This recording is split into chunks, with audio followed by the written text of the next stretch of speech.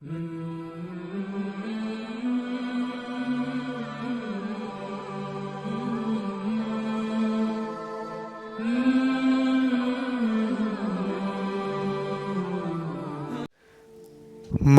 मर्द और मुनाफिक औरतें सब एक ही तरह के हैं। वे बुराई का हुक्म देते हैं और भलाई से मना करते हैं और अपने हाथों को बंद रखते हैं। उन्होंने अल्लाह को भुला दिया तो अल्लाह ने भी उन्हें भुला दिया। बेशक मुनाफिकीन बहुत नाफरमान हैं। मुनाफिक मर्दों और मुनाफिक औरतों और मुनकरों से अल्लाह ने जहन्नम की आग का वादा कर रखा है जिसमें वे हमेशा रहेंगे। यही उनके लिए काफ़ी।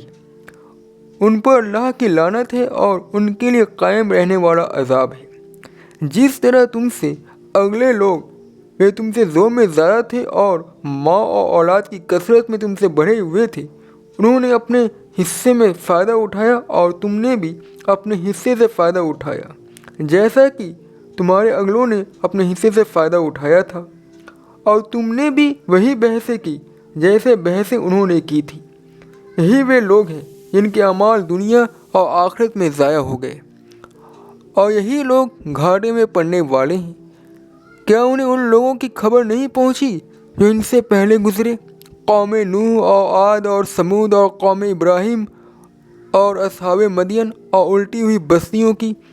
उनके पास उनके रसूल दलीलों के साथ आए तो ऐसा न था कि अल्लाह उन पर जुल्म करता, मगर वे खुद अपनी जानों पर जुल्म करते रहे। और मोमिन मर्द और मोमिन औरतें एक दूसरे के मददगार हैं। वह भलाई का हुक्म देते हैं और बुराई से रोकते हैं, और नमाज कायम करते हैं और ज़कात अदा करते हैं और अल्लाह और रसूल की इताअत करते हैं। यही लोग हैं जिन पर अल्लाह रहम करेगा। बेशक अल्लाह ज़बरदस्त है, हिकमत वाला है। मोमिन मर्दों और मोमिन औरतों से अल्लाह का वादा है बागों का कि उनके नीचे नहरें जारी होंगी, उनमें वे हमेशा रहेंगे, और वादा है सुथरे मकानों का हमेशा के बागों में, और अल्लाह की रज़ामंदी जो सबसे बढ़कर है। यही बड़ी कामयाबी है। पहले लोगों को अल्लाह ने जाह और माल दिया तो उन्होंने उससे फ़क्र और घमंड और बेहिसी की ग़िज़ा ली। ताहम बाद वालों ने उनके अंजाम से कोई सबक नहीं सीखा। उन्होंने भी दुनिया की साजो सामान से अपने लिए वही सब पसंद किया जिसे पिछलों ने पसंद किया था। यही हर दौर में आम आदमियों का हाल रहा है। वे हक़ के तकाज़ों को कोई इम्पोर्टेंस नहीं देता। माँ और औलाद के तकाज़े ही उसके नज़दीक सबसे बड़ी चीज़ होती है।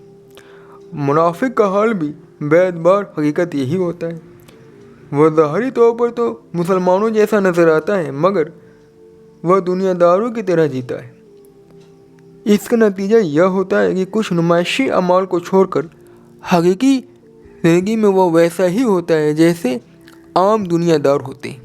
मुनाफिक की क़ल्बी दिलचस्पियाँ दीनदार के मुकाबले में दुनियादारों से ज़्यादा वाबस्ता होती हैं।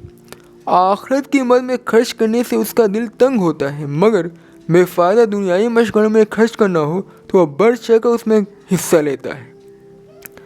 हक़ का फ़रोग़ हो तो उसे पसंद नहीं आता, अलबत्ता नाहक़ का फ़रोग़ हो तो उसे शौक़ से गवारा करता है।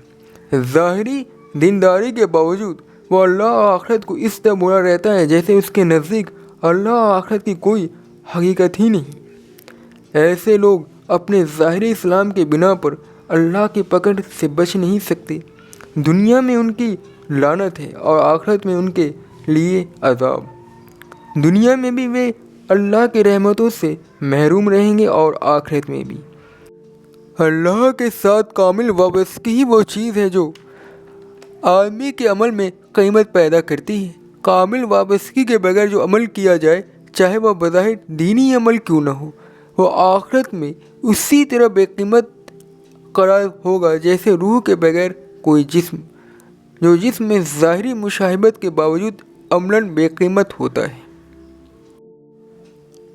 मुनाफिकाना तौर पर इस्लाम से वाबस्ता रहने वाले लोगों में जो खसूसियात होती है वे है आखिरत से गफलत, दुनियाई ज़रूरत से दिलचस्पी, भलाई के साथ तवाउन से दूरी और नुमाइशी कामों की तरफ रग़बत। इन साजी खसूसियात की वजह से वे एक दूसरे से खूब मिले जुले रहते हैं। ये चीज़ें انہیں ساجد دلچسپی کی بات چیت کا وشے دیتی ہے۔ اس سے انہیں ایک دوسرے کی مدد کرنے کا میدان حاصل ہوتا ہے۔ یہ ان کے لیے باہمی تعلقات کا ذریعہ بنتا ہے۔ یہی معاملہ ایک اور شکل میں سچے اہل ایمان کا ہوتا ہے۔ ان کے دل میں اللہ کی لگن لگی ہوئی ہوتی ہے۔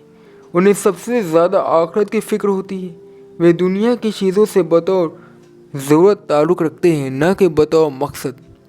اللہ کی پسند کا کام ہو رہا تو ان کا دل فوراً ان کی طرف چلا جاتا ہے، اور برائی کا کام ہو رہا ہو تو ان کا طبیعت انکار کر دیتا ہے۔ ان کی زندگی اور ان کا اثاثہ سب سے زیادہ اللہ کے لیے ہوتا ہے، نہ کہ اپنے لیے۔ وہ اللہ کو یاد کرنے والے اور اللہ کے راستے میں خرچ کرنے والے ہوتے ہیں۔ اہل ایمان کے یہ ساجھے اوصاف انہیں ایک دوسرے سے قریب کر دیتے ہیں۔ سب کی اطاعت کا مرکز اللہ کا رسول ہوتا ہے۔ جب وہ ملتے ہیں تو یہی وہ باہمی دلچسپی کی چیزیں ہوتی ہیں جن پر وہ بات کریں۔ انہی اوصاف کے ذریعے وہ ایک دوسرے کو پہچانتے ہیں۔ اسی بنیاد پر ان کے آپس کے تعلقات قائم ہوتے ہیں۔ اسی سے انہیں وہ مقصد ہاتھ آتا ہے جس کے لیے وہ متحدہ کوشش کریں۔ اسی سے انہیں وہ نشانہ ملتا ہے جس کی طرف سب مل کر آگے بڑھیں۔ دنیا میں اہل ایمان کی زندگی ان کی آخرت کی زندگی کی تمثیل ہے۔ دنیا میں اہل ایمان اس طرح جیتے ہیں جیسے ایک باغ میں بہت سے شاداب درخت کھڑے ہوں، ہر ایک دوسرے کے حسن میں اضافہ کر رہا ہو۔ ان درختوں کو فیضان خدا بندی سے نکلنے والے آنسو سیراب کر رہے ہوں۔ ہر مسلمان دوسرے مسلمان کا اس طرح خیر خواہ اور ساتھی ہو کہ پورا ماحول امن اور سکون کا گہوارہ بن جائے۔ یہی ربانی زندگی آخرت میں جنتی زندگی میں تبدیل ہو جائے گی۔ وہاں آدمی نہ صرف اپنی بوئی ہوئی فصل کاٹے گا بلکہ اللہ کی خصوصی رحمت میں ایسے انعامات پائے گا جن کا اس سے پہلے اس نے تصور بھی نہ کیا ہوگا۔